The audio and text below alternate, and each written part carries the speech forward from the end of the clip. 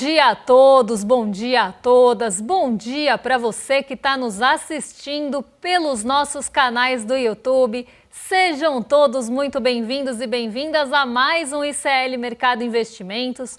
Aproveita que você já está aí no YouTube, deixa seu comentário, deixa o like também, se inscreve no canal, porque tudo isso ajuda não só o nosso programa, mas também toda a nossa programação a chegar a mais lares, pessoas, aparelhos conectados todas as manhãs, tardes e noites. Então, dá força aqui para o canal porque a gente está quase chegando nos 2 milhões de inscritos. Então, dá essa força aí para o canal Instituto Conhecimento Liberta, que isso vai ajudar a nossa programação a chegar a mais pessoas. Aproveita que você também está aí no YouTube e participa da nossa enquete, que eu ainda não vou dar spoiler, mas daqui a pouquinho a gente passa por ela. Já tem enquete rolando e já dá para participar. Segunda-feira, então, semana começando e começando com pesquisa eleitoral, porque esse vai ser o nosso primeiro assunto do dia. Vamos abrir o programa aqui para falar da pesquisa BTG Nexus, que foi divulgada nessa manhã. A gente vai passar pelos principais aspectos, tanto ali da corrida eleitoral, como também daquelas pesquisas, aquelas perguntas mais temáticas da pesquisa, que envolvem as percepções econômicas dos respondentes. Mas não para por aí. Hoje tem equipe econômica do Flávio Bolsonaro, tem relatório Focus, afinal hoje é segunda-feira, e tem fiscal na lupa. Muito assunto para a gente comentar aqui com vocês, inclusive se a gente for puxar um fio condutor aqui, tá tudo muito ligadinho, né? Tem pesquisa eleitoral, tem fiscal na lupa e tem equipe econômica do Flávio Bolsonaro dando um grande aceno para o mercado. Então esses são os nossos principais assuntos do dia, a gente vai passar pelos três, mas também tem as nossas rapidinhas do mercado aqui para te atualizar nessa manhã de segunda-feira. Vamos passar então pela nossa enquete, que tem muito a ver com a pesquisa divulgada nessa manhã, que mostra, a Datafolha teve essa tendência também, mas a BTG Nexus mostrou uma diminuição da distância entre Lula e Flávio Bolsonaro. O que você acha aí em casa que ajuda a explicar essa diminuição de distância? A força do bolsonarismo, a insatisfação com o governo, notícias que influenciam o povo ou ainda está no começo da campanha, tem muita água para rolar? Deixa seu comentário, participa da nossa enquete, escreve aqui no chat também, porque a gente está sempre ligado na opinião de vocês e no que está sendo comentado aí no nosso chat. Vamos então falar da pesquisa? Vamos começar falando da pesquisa Nexus, então, que foi divulgada nessa manhã e que trouxe alguma mudança ali, um cenário um pouco mais apertado nessa corrida eleitoral, eu diria, mas que sim, ainda tem muita coisa para rolar. Então vamos começar pela pesquisa de fato ali, as intenções de voto, rejeição e segundo turno, e depois a gente passa por outros aspectos que também são abordados nessa pesquisa, aspectos mais temáticos. Aqui, notícia da Carta Capital. Nova pesquisa Nexus BTG indica cenário apertado no primeiro turno e no segundo também das eleições presidenciais. Em um dos cenários testados, Flávio Bolsonaro se aproxima de Lula e há empate técnico. Vamos dar uma olhada então como é que ficou essa pesquisa e daqui a pouco a gente já comenta aspectos econômicos com vocês. Como eu falei, hoje a gente tem bastante assunto, já vou colocar aí na tela a pesquisa para vocês acompanharem comigo e a gente caiu! E a gente comenta daqui a pouquinho. Vou tomar um shot de alga. Tem uma luzinha na câmera, gente, que avisa qual câmera que está online aqui. Todo dia ela parece aquela pomba, sabe aquela figurinha da pomba que pula do prédio chateada? Então, acabou de acontecer e de vez em quando ela protagoniza a ceninha da pomba. Bom, vou colocar então a primeira tela aqui da pesquisa Nexus, que mostra o cenário do primeiro turno naquela intenção de voto estimulada. O que é a intenção de voto estimulada? Quando você passa uma lista de candidatos e a pessoa responde com base nessa lista. E aqui, a lista de candidatos nada mais é do que os candidatos registrados na corrida eleitoral sem o Pablo Marçal. Tem também um cenário com o Pablo Marçal, mas como ele não está elegível, a gente usou o cenário 1, que é sem Pablo Marçal. Lula lidera com 41% das intenções de voto no primeiro turno, seguido por Flávio Bolsonaro com 37%, então aqui a distância diminuiu um pouco e deixou esse cenário um pouquinho mais apertado. Ronaldo Caiado aparece na sequência com 5%, vem Renan Santos com 3%, Romeu Zema com 3% também e Augusto Cury 2%. A Samara Martins aparece na sequência com 1%. Rui Costa Pimenta, Hertz Dias, Edmilson Costa, Wilson Grassi Júnior e Clariana Barão não pontuaram nessa pesquisa, então ficaram todos aí com 0%. Não soube responder ou não responderam com 3% e nenhum brancos e nulos com 5%. Aqui é que a gente tem essa diminuição dos candidatos.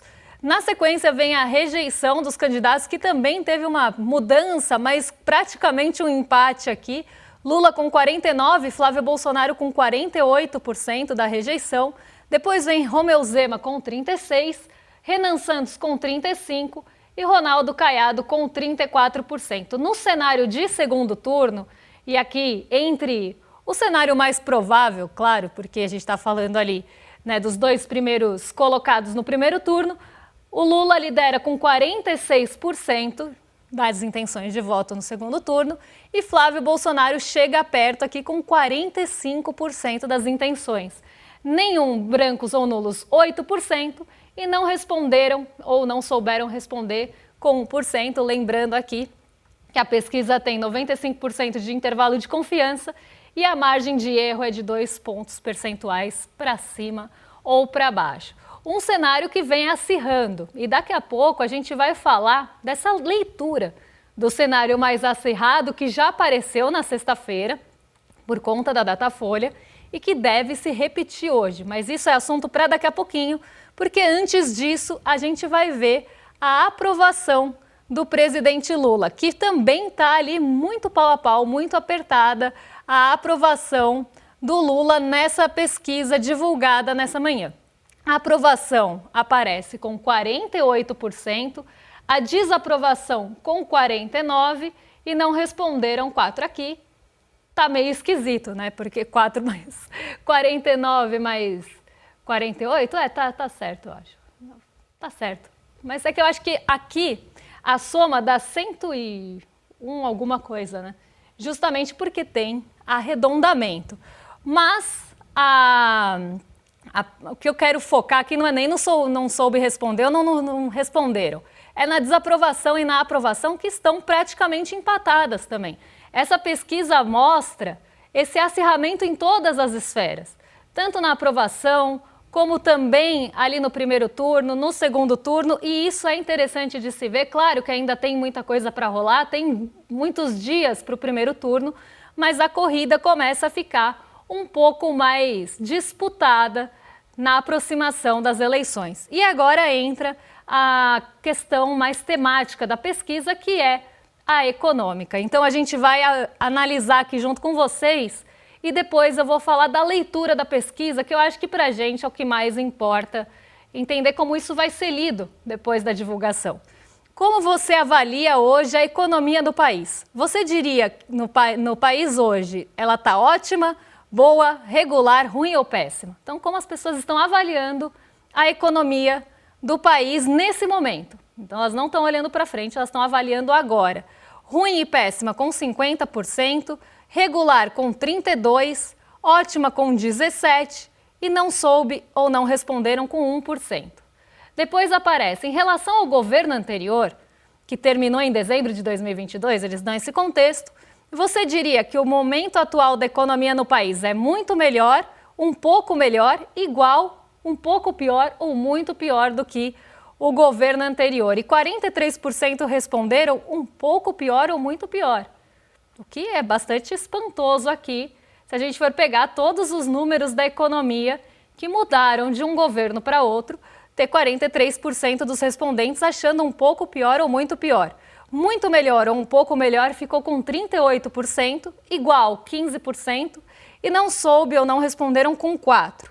Como você avalia hoje a sua situação financeira? Então aqui já é uma pesquisa um pouco mais individual da situação financeira do respondente.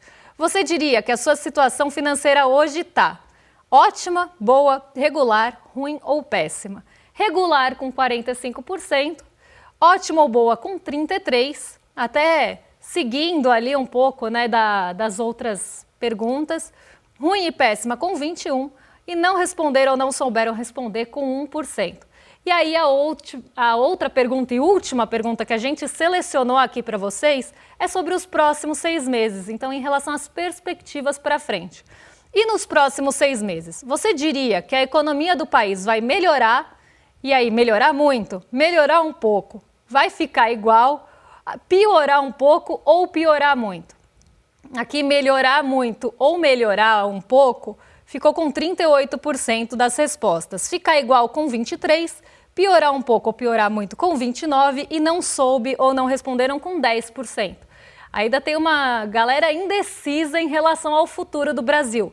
Mas, como aparece também nos sentimentos do consumidor e outros sentimentos, existe uma perspectiva de melhora no futuro em relação à economia, em relação ao momento econômico, tanto do lado do consumidor como também de outros setores. Então, apesar de não ter uma avaliação boa, nesse momento as pessoas sempre têm uma expectativa que as coisas melhorem para frente. O que eu queria falar aqui da pesquisa, tá? Vou só beber mais uma aguinha aqui, eu já falo para vocês da leitura disso. Vou tomar um shot de alga. Primeiro ponto que eu queria comentar com vocês é em relação a essa leitura da economia, porque por mais que os números estejam melhorando, a gente até viu aquele levantamento que foi apresentado no N1 na semana passada, que mostrava a comparação entre os governos para vários indicadores macroeconômicos. Inflação, desemprego, renda real. Então, uma série de indicadores macroeconômicos que mostram, sim, melhora na economia brasileira. A grande questão, crescimento também. A grande questão é quanto dessa melhora chega às pessoas, em primeiro lugar, então a gente pode ter um PIB que cresce. Mas esse crescimento, essa melhora no crescimento, tem capilaridade, chega no trabalhador? Esse é o primeiro ponto que a gente precisa pensar. O segundo ponto é, por mais que a gente tenha aumento da renda real recebida, então a gente está falando aqui já de aumento acima da inflação, de renda recebida acima da inflação, e isso melhorou. Por mais que a gente tenha essa melhora do aumento da renda real, por quanto tempo a gente ficou sem melhora? Porque a gente passou praticamente 2 governos, se a gente for considerar Temer e Bolsonaro, sem olhar para a renda real do brasileiro, sem dar ganho real para o salário mínimo. No máximo, ele empatava com a inflação. Então, por quanto tempo essa renda ficou comprimida para agora ela começar a evoluir e ter bastante coisa para correr atrás? Esse é outro ponto. E em relação ao emprego, é a provocação que eu sempre faço. O emprego pode estar bom, a gente pode estar com uma baixa taxa de desemprego, mas será que as pessoas estão trabalhando a quantidade de horas que elas gostariam? Será que elas estão no regime de trabalho que elas gostariam, por exemplo, 5x2, ou gostariam de estar fora da 6x1? Por isso que isso é um pleito muito importante que a gente tem para lutar agora, principalmente que ande nesse momento, porque não pode deixar para depois. É a vida das pessoas, não só a produtividade, porque isso é consequência, mas a vida das pessoas que tá ficando para trás também. Né? Você trabalhar 6x1 é você não ter tempo para nada, porque o dia que você tem de descanso, você também trabalha na sua casa. Então, será que elas estão trabalhando no regime que gostariam, a quantidade de horas que elas gostariam, no trabalho que elas gostariam de estar, ganhando o salário que elas gostariam de receber? Esse também é um ponto que a gente precisa olhar para a qualidade desse emprego.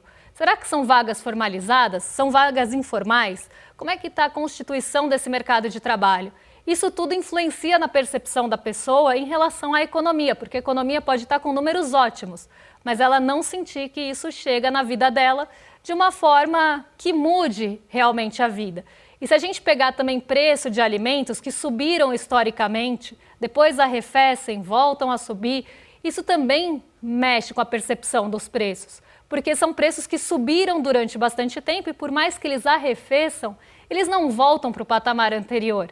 Então as pessoas têm a sensação e o sentimento que as coisas estão caras e estão porque subiram por bastante tempo, essa alta parou, pode até ter andado um pouco para trás, mas não o suficiente para voltar ao preço anterior e depois voltou a continuar subindo. E aí, por mais que você pause e recue de novo, teve toda a alta acumulada, principalmente também em períodos que largaram a inflação de alimentos de lado, como, por exemplo, com o fim dos estoques reguladores, que era uma forma de conter o preço dos alimentos e que foi uma política pública completamente descartada também no governo Temer e Bolsonaro. Então a gente precisa pensar por todos esses períodos que também não teve correção da tabela do imposto de renda. Por mais que você agora ajuste isso, e é só um primeiro passo que começa a ser dado, tem muitos degraus para subir, tem muita coisa para correr atrás que ficou largada no passado. Então, por mais que melhore, parece que essa melhora ainda não é suficiente. E eu acho que isso ajuda a gente a entender essa percepção tão negativa das pessoas com a economia. Será que essa melhora, esse crescimento do PIB, está chegando às pessoas? Porque não adianta falar de crescimento do PIB. Como diria Maria da Conceição Tavares, a gente não come o PIB. Isso precisa chegar em melhora de vida para o trabalhador. Isso precisa chegar no bolso do trabalhador. Não adianta um setor que concentra a renda crescer e não chegar ao trabalhador. Então, tudo isso precisa ser analisado para a gente ter uma melhor visão dessas respostas e não só julgar que as pessoas não sabem ler os aspectos econômicos, mas muitas vezes os aspectos econômicos ainda não são suficientes para trazer uma melhora de vida, de fato, para aquela pessoa, se o salário dela ficou comprimido por 3, 4, 5 anos. Então, tudo isso precisa ser levado em consideração, sim, e vai muito além de um governo só, porque são fatores cumulativos ao longo do tempo. Vamos passar para o nosso primeiro giro rápido aqui, eu espero chegar no segundo, porque o programa já está acabando, mas vamos lá, porque a Braskem protocolou nessa segunda-feira um pedido de recuperação extrajudicial na Justiça de São Paulo. A informação é do colunista Lauro Jardim do Globo e foi publicada também pelo Valor Econômico Manchete, que vocês estão vendo aqui atrás de mim.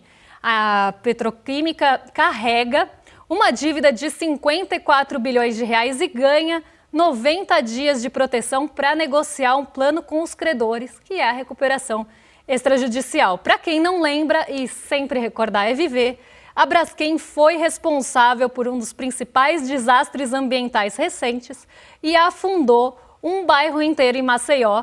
E essa conta a gente também precisa seguir cobrando e acompanhando de perto.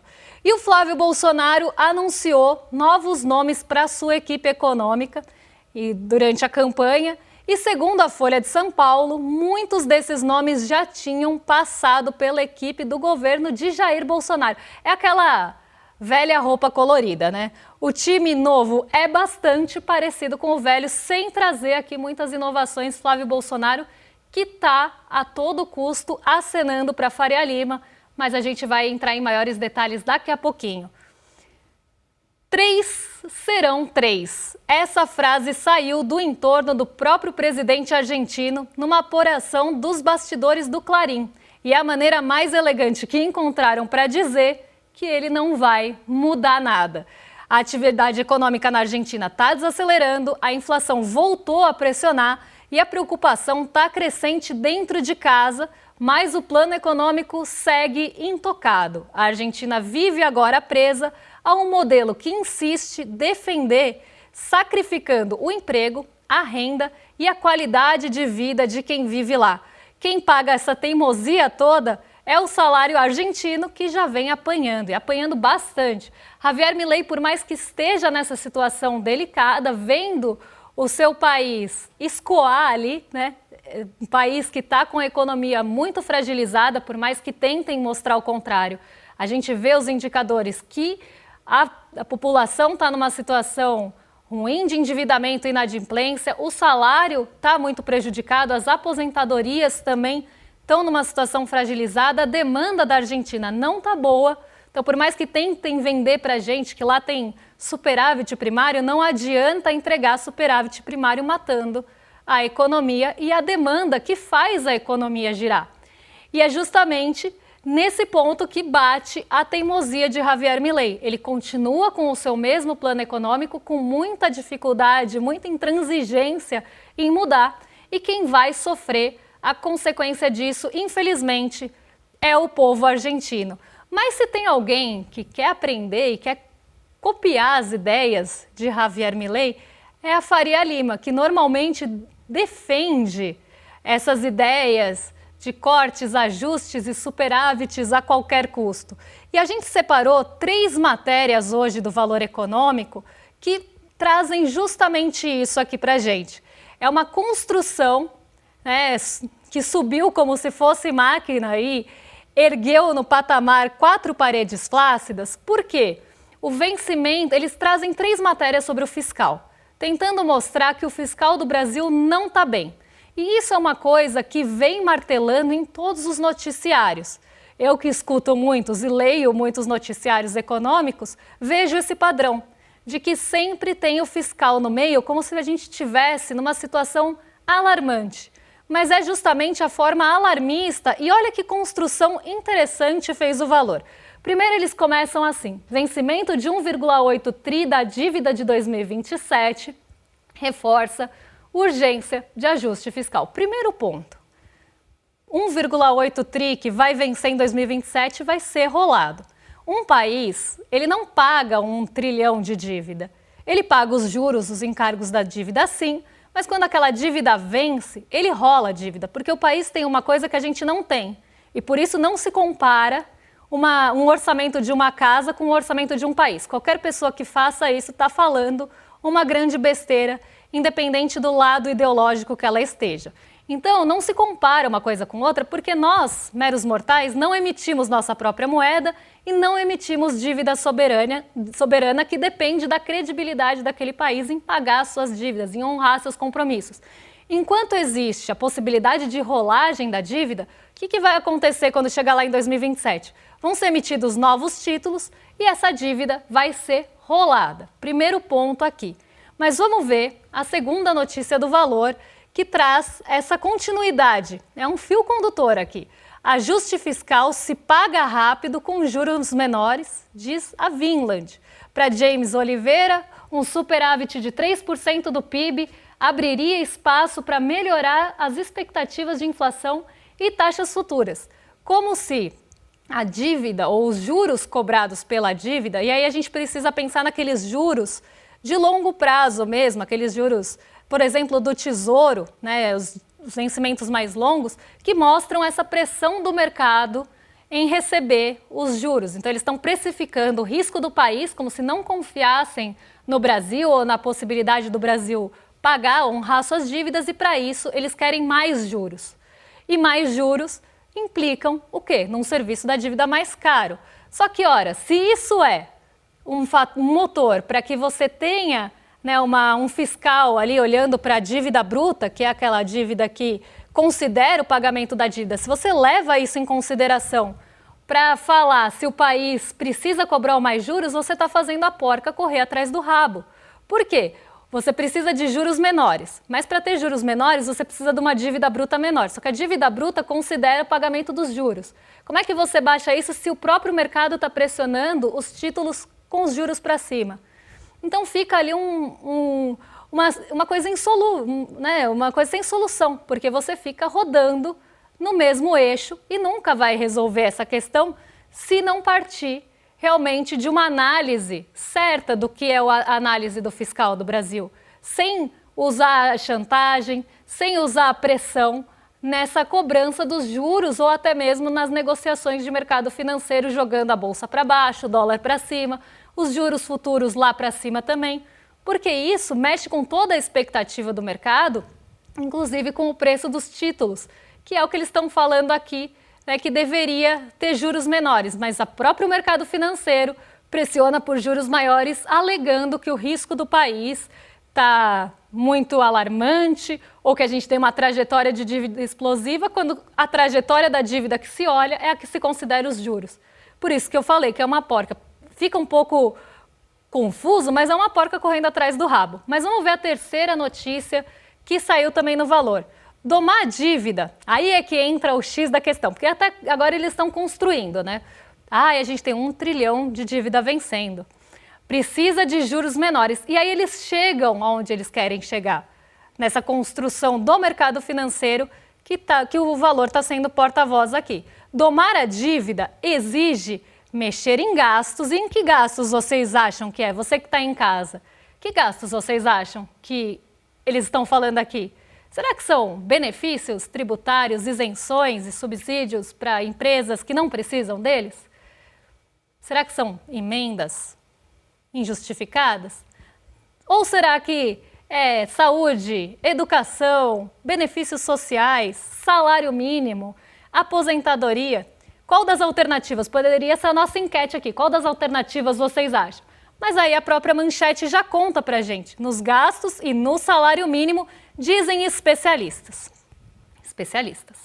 Para especialistas, a agenda da próxima gestão, aqui também já dando um recado, precisa priorizar o lado das despesas. Mas que despesas são essas? São as que batem no trabalhador ou as que batem em quem tem poder político e econômico? Quais despesas precisam ser olhadas de perto e cortadas? As que giram o PIB porque tem efeito multiplicador ou as que muitas vezes caem ali no balde das emendas, naquela bacia e não vai para lugar nenhum, como já se provou em muitas investigações? É isso que a gente precisa parar para pensar quando a gente vê essa construção, porque eles fazem um fio narrativo ali, um fio condutor muito convincente. Olha como a gente tem uma dívida alta.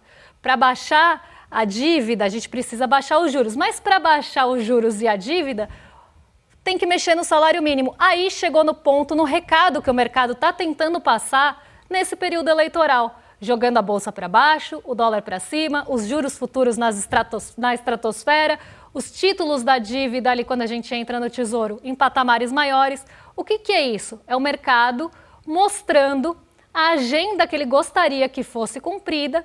E toda vez que sai uma pesquisa, eu falei que eu ia linkar lá com o primeiro assunto, toda vez que sai uma pesquisa que mostra esse acirramento, vem uma matéria na sequência também falando que precisa ter mudança de governo para ter responsabilidade fiscal. E aí eu queria saber quando o governo de Jair Bolsonaro teve responsabilidade fiscal fazendo o que fez.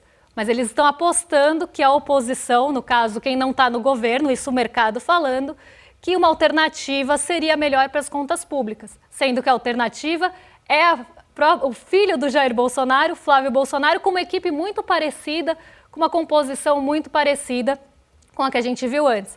E não adianta fazer todos os ajustes que o mercado quer, porque a fada da confiança não vai chegar se não tiver demanda. Então, se você suprimir, como aconteceu na Argentina, falei que os assuntos estavam todos ligadinhos hoje, se você suprimir a demanda e entregar um superávit, isso não adianta nada para a família brasileira, para o povo brasileiro.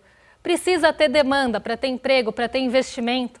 Se você suprime completamente isso, com cortes estapafúrdios também, ou arrochando o salário mínimo, a demanda vai deixar de existir, a gente vai perder um fôlego que ainda, desse Brasilzão, com taxa de juros a 14%, ainda tem um pouco de fôlego, porque ainda tem um pouco de demanda para resistir.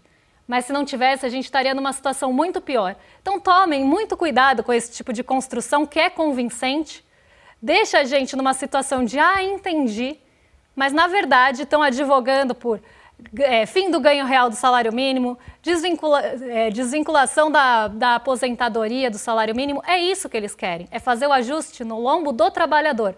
Não adianta ser na magnitude que se quer, se não for do jeito que o mercado quer, nos moldes que o mercado quer. E isso é muito importante para a gente pensar nesse tipo de matéria. Vou me despedir daqui de vocês, mas antes, vamos ver o resultado da nossa data mercado aqui. O que mais explica a diminuição da distância entre Lula e Flávio? Notícias que influenciam o povo com 69%, ainda estamos no começo da campanha na sequência com 18%, a força do bolsonarismo com 8% e a insatisfação com o governo com 5%. Essa foi a nossa data mercado, o resultado da nossa enquete do dia. Quero passar dois recados para vocês. Primeiro é que a gente tem a nossa própria newsletter aqui do Mercado Investimentos e você pode receber um resumão do dia antes do programa começar. Para isso, É só entrar em iclnews.com.br, sempre confundo, icl.com.br/newsmercado, ou o QR Code que está ali no cantinho, já se inscreve, recebe aqui a nossa newsletter e fica por dentro de tudo que vai mexer com o dia e o que mexeu também com o dia anterior.